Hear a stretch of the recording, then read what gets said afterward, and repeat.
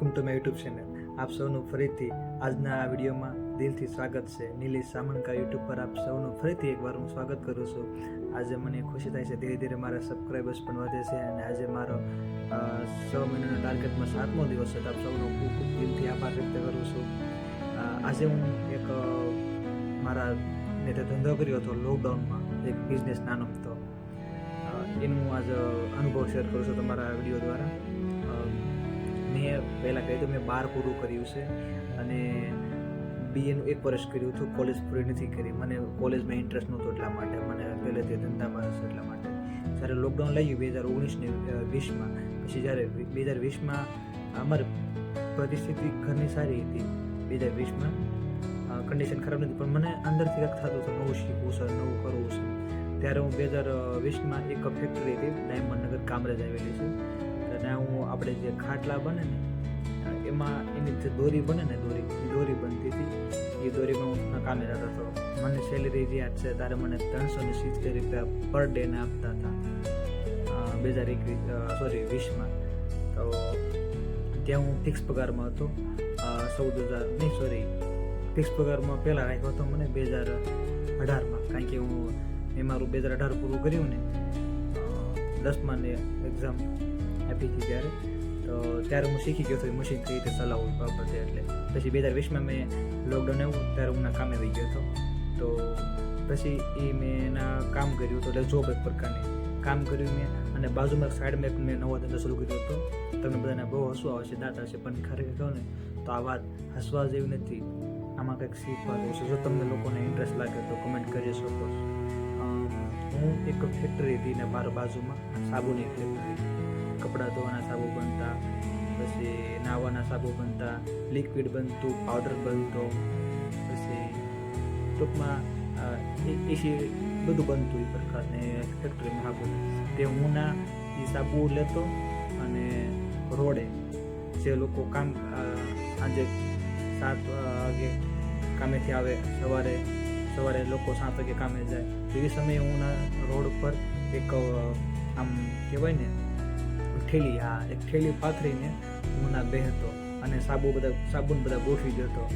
50વાળો બાંધો, 35વાળો, 30વાળો, 100વાળો બાંધો, પછી એક શેમ્પૂની બોટલ ઉડી રાખતો અને પછી આમ જોરથી બોલતો કે એના છે ને બધું મધ્યપ્રદેશ, ઉત્તર પ્રદેશ, બિહાર, આંધ્રપ્રદેશ એ બધા લોકો વધારે ભૈયા ઇલાકો કહેવાતો હતો ડાયમંડ નગર. એટલા માટે ત્યાં હું એક બોલતો હું, કારણ કે આજુબાજુ બધા બેઠા હોય રોડે, અહીં ગયા પછી હું એમ બોલતો.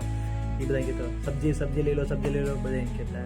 કોઈ એમ કે કપડાં લઈ લો, તો હું એમ કહેતો સાબુન લઈ લો ભૈયા, સાબુન લઈ લો, કપડાં ધોને કા સાબુન લઈ લો, એમ બોલતો. ત્યારે મારી ઉંમર મને હજી પણ યાદ છે.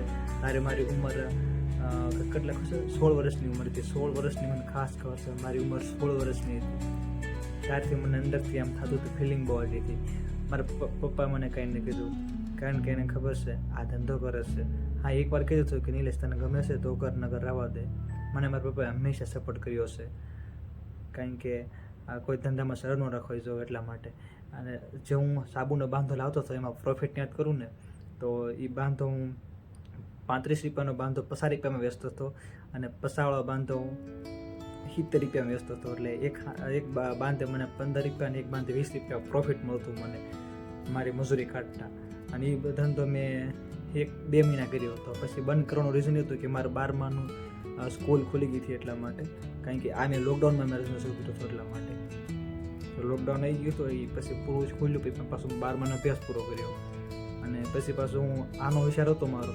અને જ્યારે મેં આમાં આ 2 મહિના ધંધો કર્યો હતો ત્યારે મેં એકલો રોડ ઉપર નહીં, પછી જ્યાં ગલીમાં સુરતમાં, પછી જ્યાં રવિવારે ભરાતી હોય, મંગળવારે ભરાતી હોય, બુધવારે ભરાતી ત્યાં હું થતો અને સેલ્સ કરતો સાબુનો, અને ફેક્ટરીમાંથી લાવતો. અને એ મારી સાયકલ નથી, ત્યારે મેં આવી દીધી છે પંગારમાં, નકર તમને ફોટો દેખાડે. આમ તો સાયકલના કેરેટ આવે ને એમાં સાબુ મૂકીને ફેરા કરેલા છે સુરતમાં, એટલે મને જ યાદ છે. આ એક ધંધો મેં કર્યો હતો, પ્રોફિટ બહુ સારું હતું, પણ મારી મહેનત અને ટાઈમ, જેમ કે અહીંયા કામે જતો ફેક્ટરીમાં, અને સાબુનું પણ સાથે કરતો, એટલા માટે બધું એડજસ્ટ નહોતું થઈ શકતું. એટલા માટે મેં પછી બિઝનેસ બંધ કરી દીધો. પછી મેં જ્યારે 12મું પૂરું કર્યું ને ત્યારે મારે ફૂલ ઈચ્છા હતી કે મારે એક મોટી ગાડી લેવી છે અને સાબુન વેચવા નીકળવું છે અને આનાથી માલ ભરીને ગામડામાં સિટીમાં ઉત્પન્ન થયેલો માલ ગામડે વેચવો છે એવો વિચાર હતો. અને પછી હું કહું મેં તો મોટું પ્લાનિંગ કરી નાખ્યું હતું મગજમાં કે મારે એક ગામડામાં ફેક્ટરી નાખી છે સાબુની. પછી સાબુન બનાવાશે. સાબુન બનાવીને પછી ગામડે એની સેલ્સ કરવા જાવ છે અથવા ડિલિવરી કરવા જઈએ છે. પછી મધ્યપ્રદેશમાં 4-5 દોસ્તરના કોન્ટેક્ટ લઈ નાખ્યા હતા, કારણ કે મારે મધ્યપ્રદેશના ઉત્તર પ્રદેશના મિત્રો ઘણા છે, ભૈયા લોકો એ લોકો કહેવાય, એટલા માટે આપણે કામરેજ અમારે લસકાણા રહી છે ને એની બાજુ. તો ના મને બહુ મજા આવી. તે વિચાર્યું કે અહીંયા કોન્ટ્રાક્ટ કરીશ, અહીંયા ફેક્ટરી નાખીશ. સપના બહુ મોટા આવવા માંડ્યા હતા. હું પણ શેડ બનીશ, હું પણ વેપાર કરીશ, હું પણ બિઝનેસ કરીશ. બહુ મજા આવી હતી. 16 વર્ષની ઉંમરમાં આ વિચાર આવે એટલે બહુ સારી કે વાત કહેવાય. મને પહેલેથી બિઝનેસમાં બહુ રસ, એટલા માટે.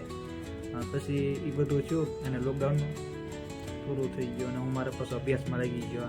એટલા માટે પછી મેં મારા ધંધાને બંધ કરી દીધો અને હું પછી મારા ભણતરમાં, એટલે મારા 12માની એક્ઝામની તૈયારી કરવા માંડ્યો અને મારા 12માને ભણવાની એમાં હું ધ્યાન આપ્યું.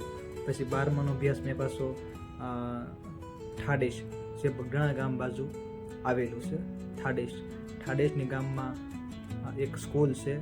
આ સ્કૂલનું નામ છે જીવન જ્યોત વિદ્યા મંદિર સ્કૂલ છે. ત્યાં મેં મારું 12મું ધોરણ પૂરું કર્યું છે અને મેં મારું 12મું ધોરણ પૂરું કર્યું હતું.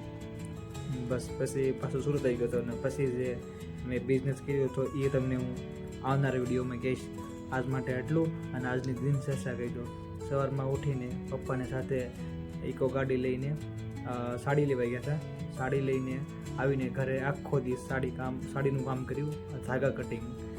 બસ આજ આખો દી ઘરે કામ કર્યું હતું, 12નું થઈ ગયું અને સાંજે પાછો તે ફરી ત્યાં સ્ટેશને ગયો હતો કે મારા ડોક્યુમેન્ટ મેં જમા કરાવ્યા હશે તો શું મને જોબ મળશે કે નહીં મળે. તે લોકોએ મને કંઈ હરખો આન્સર નથી આપ્યો. કાલે જોઈએ હરખો આન્સર આપણે, ઠીક છે, ને કરી બીજી જોબની તૈયારી કરશું આપણે. આજ માટે એટલું. બસ જોતા રહેજો અને કેવા લાગે વિડીયો કમેન્ટ કરતા રહેજો. Radhe Radhe, good night.